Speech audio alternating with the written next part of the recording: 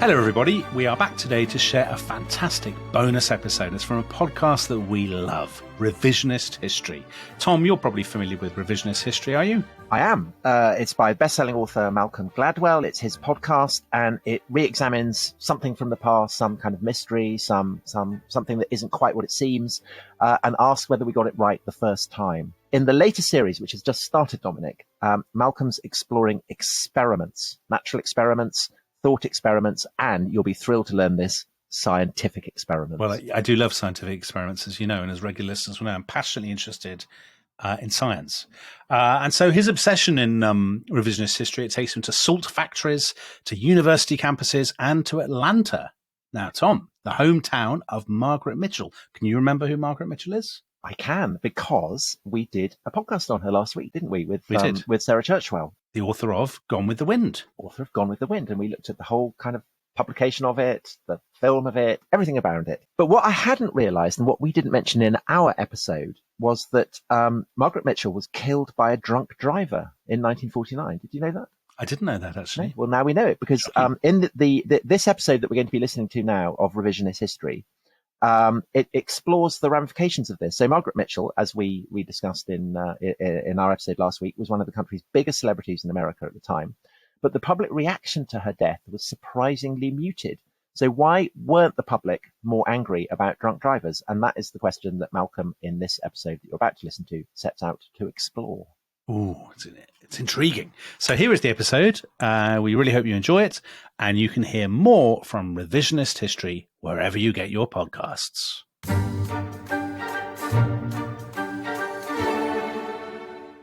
One summer night in 1949, Margaret Mitchell and her husband John Marsh go out to dinner. It's August, Atlanta, hot, humid. They walk to a restaurant on Peachtree Street in Midtown, not far from their apartment. They were going out for the evening, and they were going to go to see the Canterbury Tales, a movie, at the Atlanta Art Theater, which was located at the corner of Peachtree and 13th Street. So I'm standing in front of the site of the theater with Michael Rose, Executive Vice President of the Atlanta History Center. And so they had gone to the Women's Club prior to going to the movie. So they're just cutting across the street. So they simply came out of the Women's Club and were going to cross the street. Margaret Mitchell was, at that point, America's reigning literary celebrity. Author of Gone with the Wind, one of the best-selling American novels ever. In Atlanta, she was beloved, a little pixie of a woman who stood for everything white Southerners of that generation wanted to stand for. Beauty, wit, nostalgia. People in Atlanta called her R. Peggy. Mitchell and her husband leave the Atlanta Women's Club, cross Peachtree mid-block, and as they do, an off-duty taxi driver named Hugh Gravitt comes barreling around the bend. His car is heading right for the couple. They were maybe about halfway across. That's when they see the car. He heads one direction, she heads the other direction. But it's kind of like the driver, I think, saw him first, so veers in the other direction, which is right at her, right? Yes. So Gravitt is speeding. He's going at least 50 miles an hour down a curving two-lane street in the middle of a crowded city. And if the driver's going 50 miles an hour in a car from that era, 50 miles an hour is like going 70 today. It's nuts. Gravitt hits Mitchell, drags her several yards along the road. She's taken to Grady Hospital, where she lies in a coma. The nation is in shock. President Harry Truman calls down to Atlanta and asks to be updated on her status. 5 days after the accident, she dies. August 16th, 1949. My name is Malcolm Gladwell. You're listening to Revisionist History, my podcast about things overlooked and misunderstood. This season, we're talking about experiments. Magic wand experiments, natural experiments, formal experiments. And in this episode, I want to offer up a thought experiment. Margaret Mitchell died in a car accident But I want you to consider an alternate version of events. A version where we would never have called what happened to her an accident.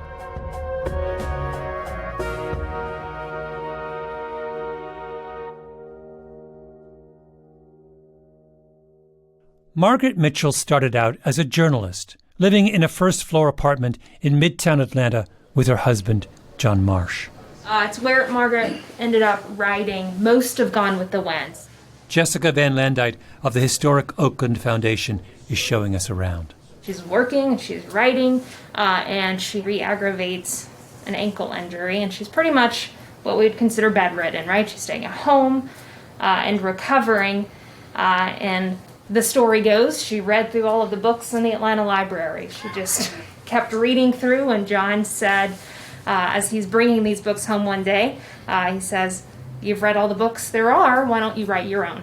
And so he brings home a Remington typewriter. She sets up kind of a little writing desk, and she starts writing the book. Then one day, she attends a lunch for a visiting editor from New York, from the Macmillan Publishing House. He's come to Atlanta on a scouting trip. Somebody invites her to kind of come along to the luncheon, and they are all kind of offering their books. And there was a little bit of a snide remark made about her, something along the lines of, "Well, Margaret, I don't know why you're here. You don't have anything to give them anyway." And she, that probably did for her what it might do for any of us, is the scout leaves and she runs home and she starts gathering up all of her manuscript. Mitchell takes her draft of Gone with the Wind over to the Scouts Hotel so he can bring it back with him to New York. There are so many pages, he has to buy another suitcase to carry them all. As a writer, one question has been obsessing me. Did she have copies? When she... If her house burns down, does she lose her book? Yes, yeah. And when did she give her only copy to the guy from Macmillan? Yes. Oh my God. This is like causing me so much anxiety. And the story goes, gets on the train and loves it immediately. At that point, she kind of realized that what she had done, and was like, "Oh no, can I have it back?" And it's too late. He wanted the story.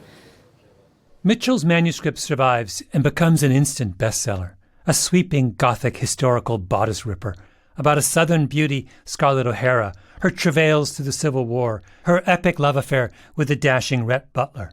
The book wins the Pulitzer Prize.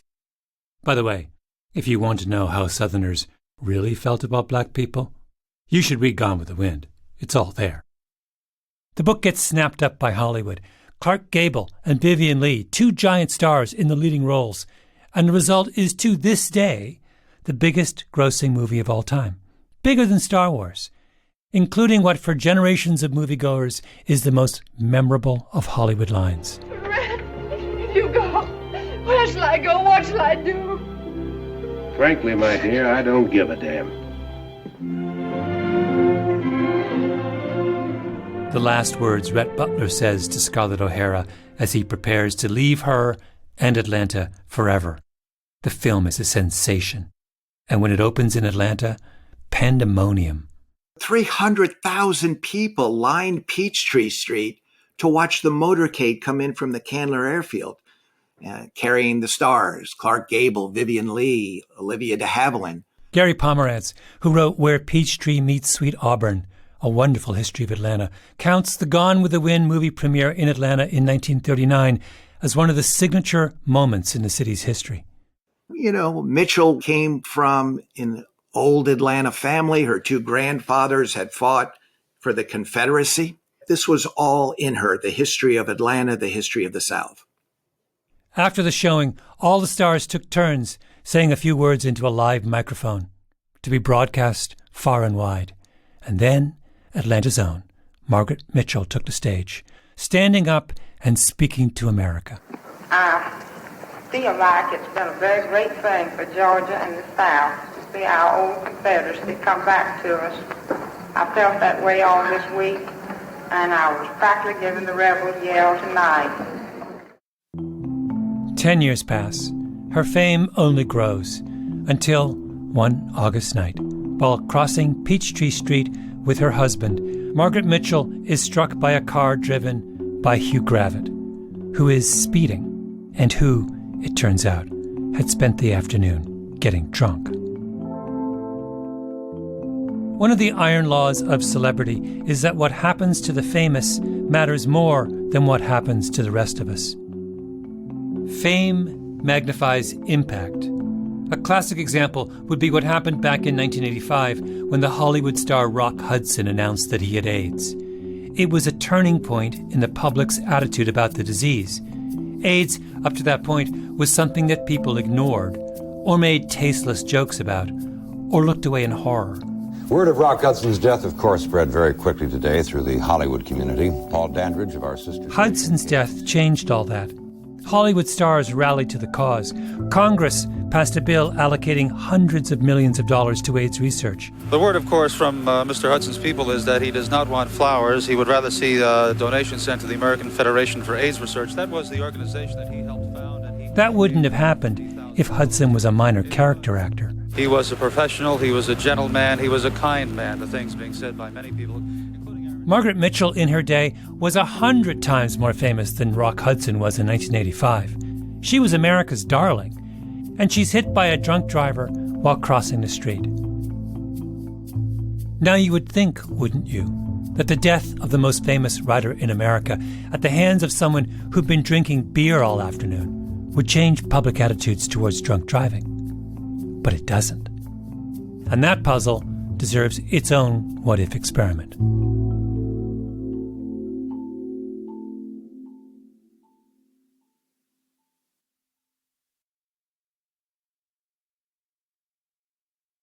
In 1937, the legendary Hollywood mogul David O. Selznick released A Star is Born.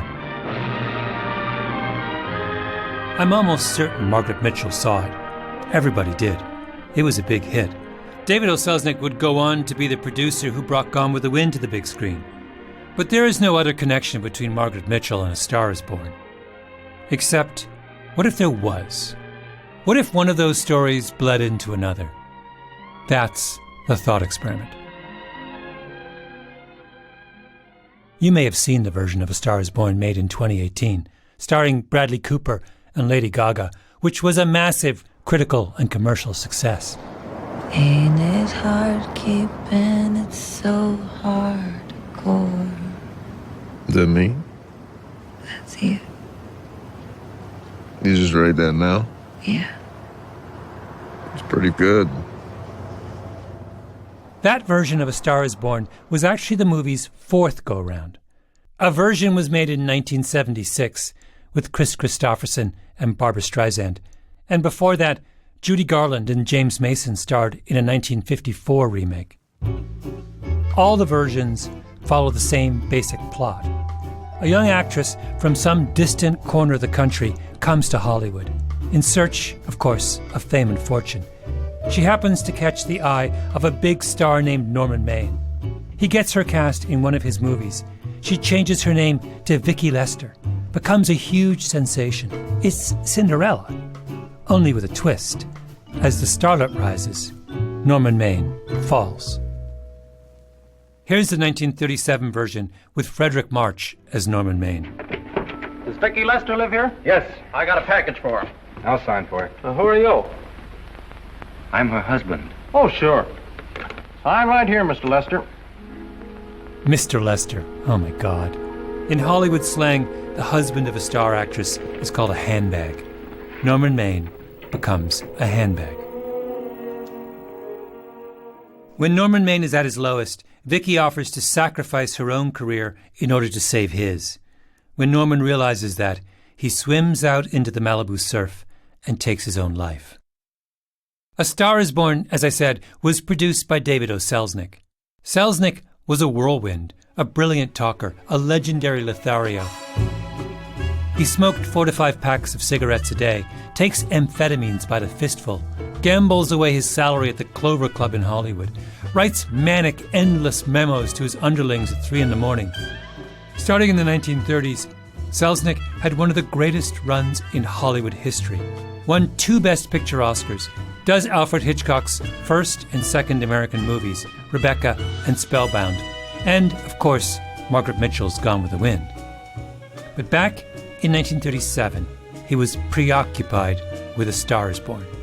My notion was to tell this in terms of a rising star in order to have the Cinderella element, with her path crossing that of a falling star, to get the tragedy of the ex-star. This is an interview with Selznick from the 1950s. And we created this more or less as we went along. We started without anything more than a vague idea of where we were going, and it was really a relatively easy script to write. I can say this, that 95% of the dialogue in that picture was actually straight out of life and was straight reportage, so to speak. A Star is Born is a movie on one level about alcohol. Maybe that's too reductive. But the whole plot hinges on the fact that the star character, Norman Maine, cannot control his drinking. Selznick is rumored to have based Norman Maine on the comedian Frank Fay, who was notorious in Hollywood as a miserable drunk. But Selznick could have just as easily based the character on his own brother, Myron Selznick, one of the biggest agents in Hollywood, and a huge alcoholic. Or maybe the bits about drinking, which are easily the best parts of the movie, are as good as they are because one of the screenwriters who worked on the script was Dorothy Parker, the famous wit and New Yorker writer who later drank herself to death. Or maybe they were the work of Parker's co-writer and husband, Alan Campbell, who would later die of a drug overdose. There were no shortage of addiction case studies in Hollywood in those years. So, in A Star is Born, Norman Maine marries Vicky, and as her career soars, his drinking gets worse. When Vicky wins an Oscar, he crashes the stage. I mean, can you imagine an angry husband crashing the stage at the Oscars? Now I want to make a speech. Gentlemen of the Academy and fellow suckers, I got one of those once for a best performance. They don't mean a thing. People get them every year. What I want's a special award, something nobody else can get. After that performance, Norman Maine checks into a sanatorium, cleans himself up. Then he goes to the racetrack, orders a ginger ale, and runs into his old publicist, Libby, who taunts him. I don't feel sorry for you. You fixed yourself nice and comfortable. You can live off your wife now. She'll buy you drinks and put up with you even though nobody else will. Norman takes a swing at Libby, a glancing blow. Libby swings back.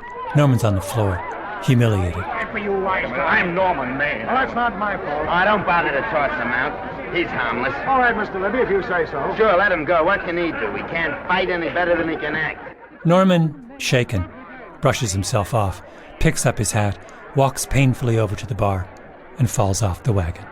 Give me a scotch. Double. Leave the bottle here.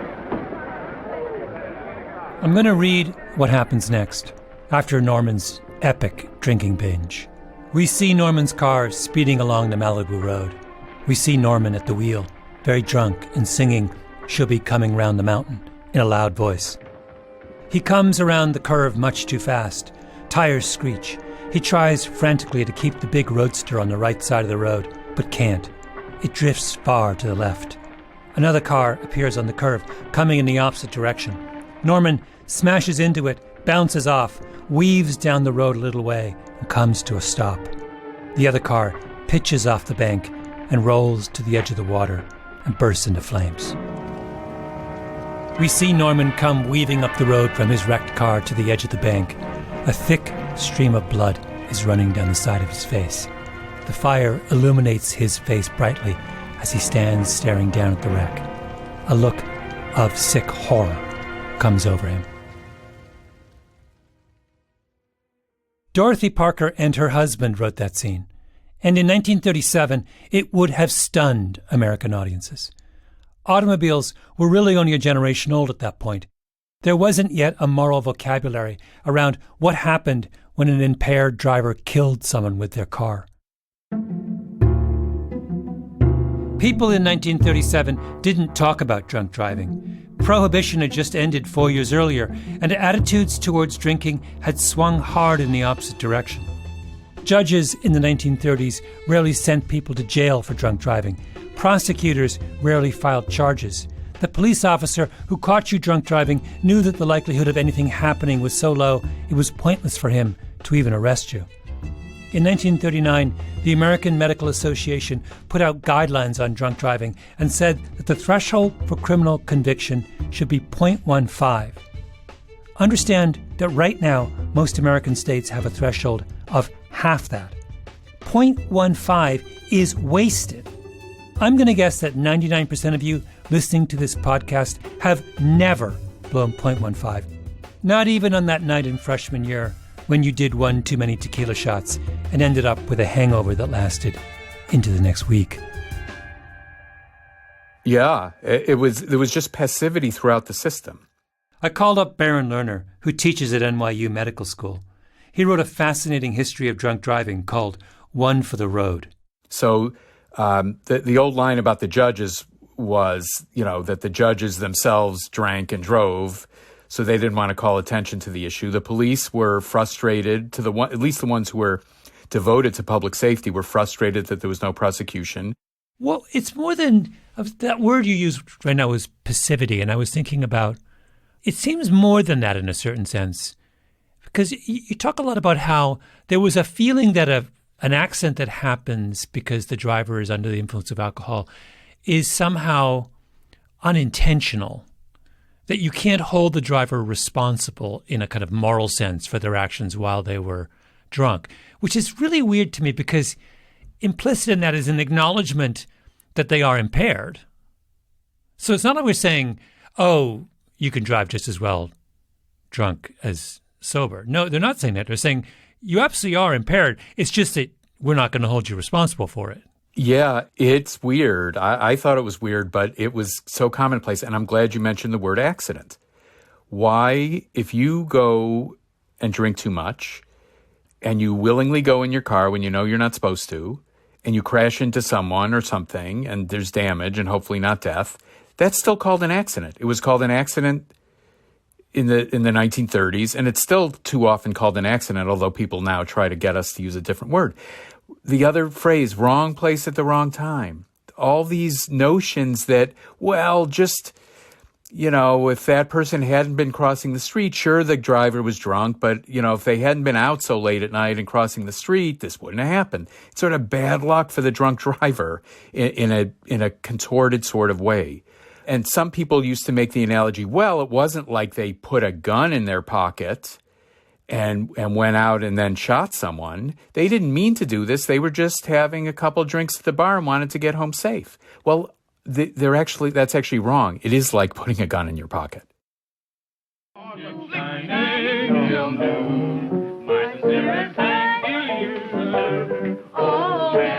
If you want to get a sense of how strange attitudes were towards drunk driving in the late 1930s, you should watch Topper. Topper was a big hit in the summer of 1937, a comedy starring a young Cary Grant as a bon vivant named George. Grant and his wife Marion, played by Constance Bennett, are a young rich couple who spend all their time dancing and drinking.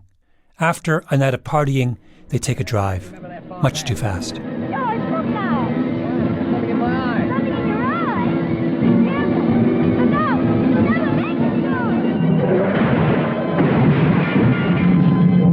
They crash their car.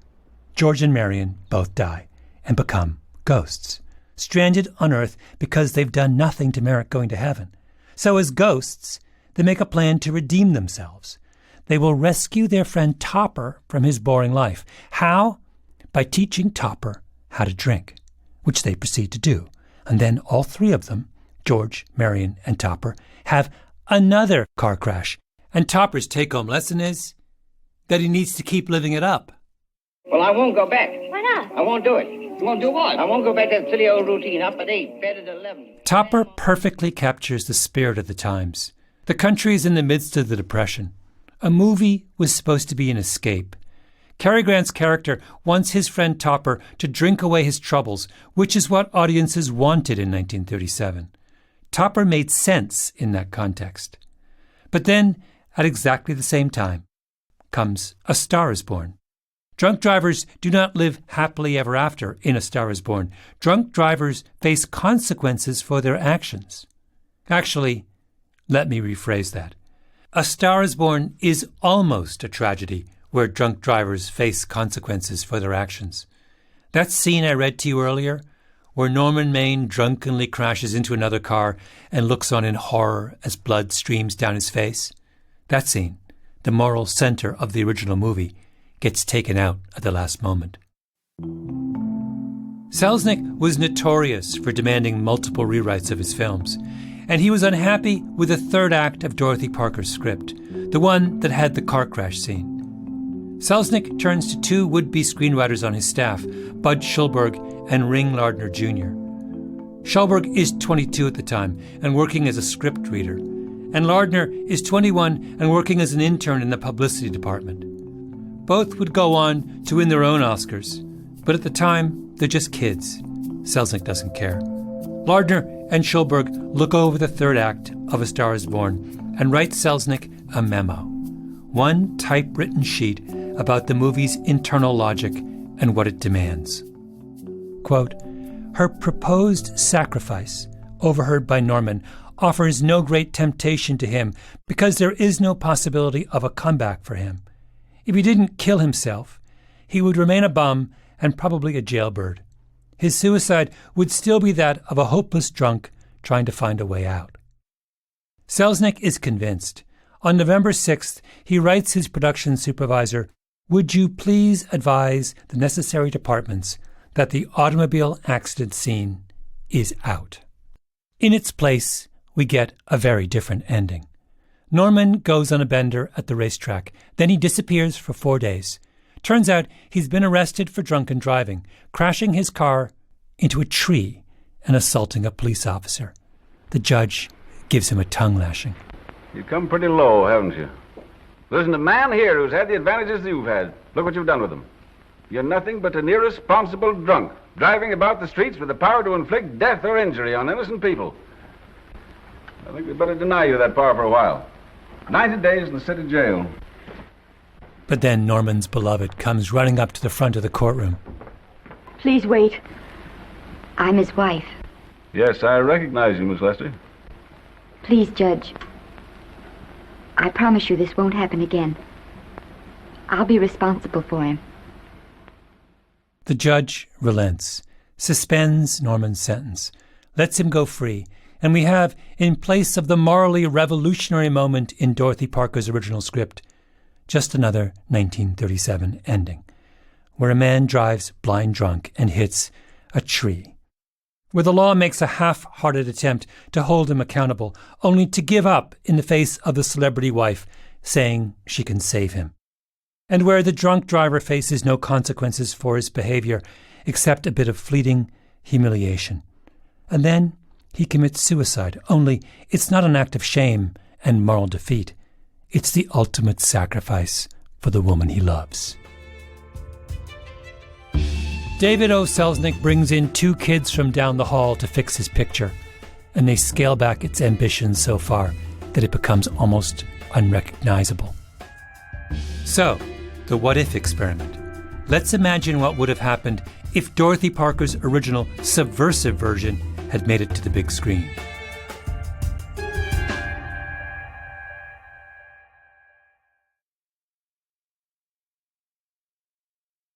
The driver who hit Margaret Mitchell, Hugh Gravatt, spends 2 years in prison on manslaughter charges. Then he moves to a small town outside Atlanta. He was still living there, decades later, when the journalist Gary Pomerantz tracked him down. The door opened, and there stood Hugh Gravatt.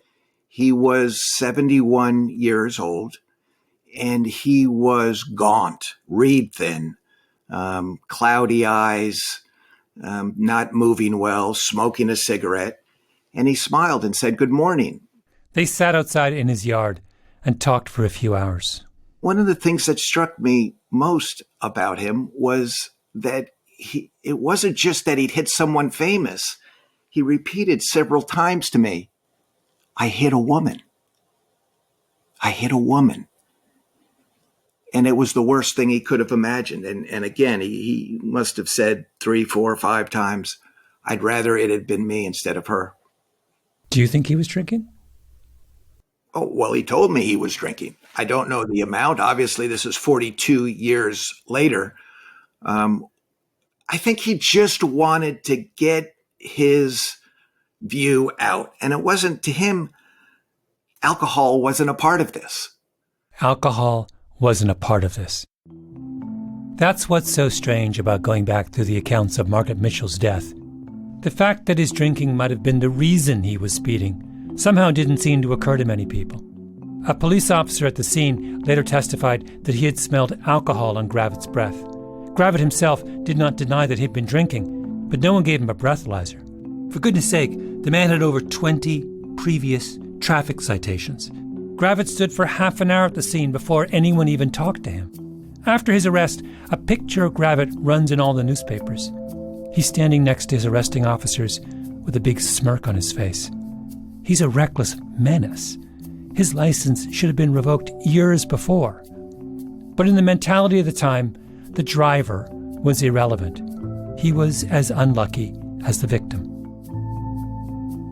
An editorial in the Atlanta Journal in 1949 read, quote, "For Gravitt as a person, we have the utmost sympathy.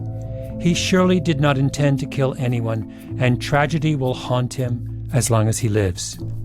It was an accident, wasn't it? These things happen. Here's a beloved author, the author of Gone with the Wind, like beloved, not especially in Atlanta. People were mad and frustrated that she died, but there was also sympathy for the driver. This is Baron Lerner again, author of One for the Road. People said he must feel horrible about what he did. He's killed such a famous woman. We need to have sympathy for him. You look at this and you say to yourself, what's going on here? The tables are reversed. He was completely at fault, speeding, probably drinking, and yet, in an odd way, Mitchell partly becomes to blame. Lerner said the detail from this whole story that stays with him is that Gravitt and his wife came to Grady Hospital with flowers from Mitchell as she lay in a coma. It was seen at the time like we're really sorry this happened. We want to give you some flowers to make it better. There was unbelievable tolerance of an activity that shouldn't have been tolerated. It isn't just that he brought flowers. There's an article in one of the local newspapers where a reporter goes to visit Gravitt in jail and finds him praying, a Bible open to the book of Samuel on his bed. Gravitt tells the reporter, "I wanted to go to her funeral, but that was impossible." And then Gravitt says, "God knows, it was an accident." People also, after the fact, were saying, with no justification at all, well, Margaret Mitchell would have forgiven him, right? How do they know, right? But that was the nature of the entity at the time. It would be the 1970s and 1980s before Americans started having real conversations about drinking and driving. In the interim, many people needlessly died. Could A Star is Born, as originally written, have started that conversation earlier? Maybe. That's what movies do at their best.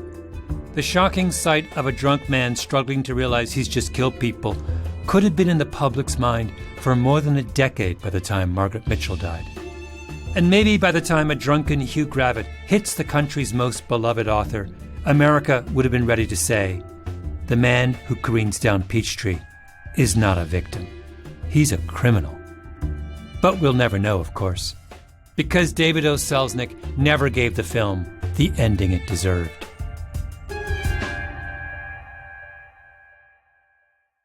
Incidentally, Lardner and Schulberg write in their memo to Selznick, whether or not you show the mangled bodies, the death of two innocent people as a step in the downfall of a star seems a little callous.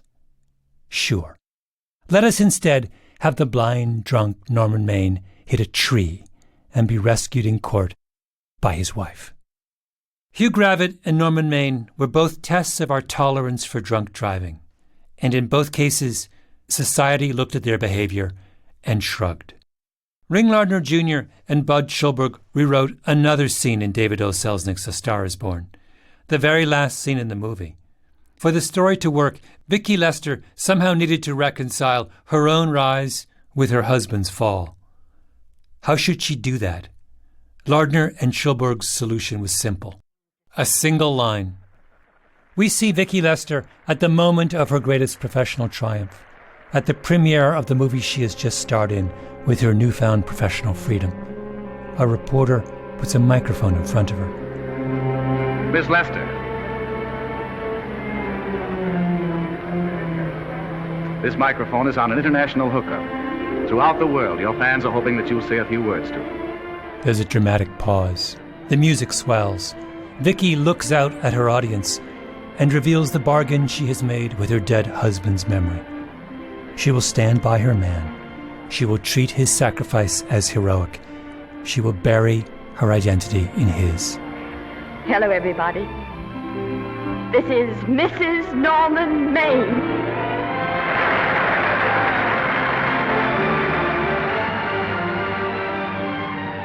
Frankly, my dear, you know the rest.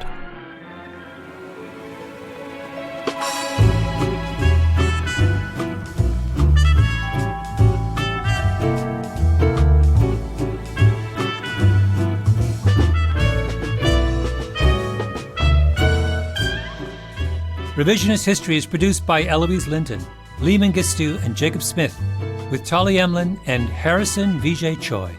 Our editor is Julia Barton. Our executive producer is Mia Lobel. Original scoring by Luis Guerra, mastering by Flawn Williams, and engineering by Nina Lawrence. Fact-checking by Keisha Williams. Special thanks to the screenwriter Charles Randolph, also a close friend of mine, who was a big help in framing this episode, and Mike Birbiglia, Virginia Heffernan, Angus Fletcher, and Baron Lerner, who joined me for our live show on A Star is Born. And also our live show producer, Kate Downey. I'm Malcolm Gladwell.